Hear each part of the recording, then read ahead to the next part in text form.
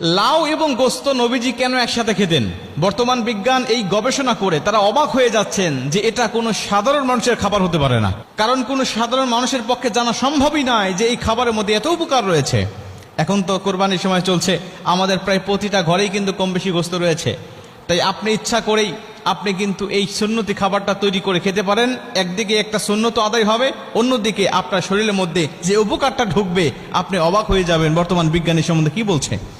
নবীজি সাল্লাল্লাহু আলাইহি ওয়াসাল্লাম তার খাবারের পছন্দের তালিকায় যত খাবার ছিল তার মধ্যে অন্যতম হলো লাউ। আর এই লাউ এবং গোস্ত নবীজি একসাথে খেতেন। ইবনে মাজাহ শরীফের 3303 নম্বর হাদিস, ইবনে মাজাহ শরীফের 3302 নম্বর হাদিস, আল্লাহ রাসূল সাল্লাল্লাহু আলাইহি ওয়াসাল্লাম বলেন তিনি লাউ খেতে খুবই পছন্দ করতেন। ইবনে মাজাহ শরীফের 3303 নম্বর হাদিসের মধ্যে আসছে, আনাস রাদিয়াল্লাহু তাআলা আনহুকে তার মা উম্মে সুলাইম এক টুকরি খেজুর দিলেন, কাঁচা খেজুর। বলছে এটা নবীজির দরবারে নিয়ে চলে যাও, নবীজিকে এটা হাদিয়া হিসাবে দিয়ে আসো।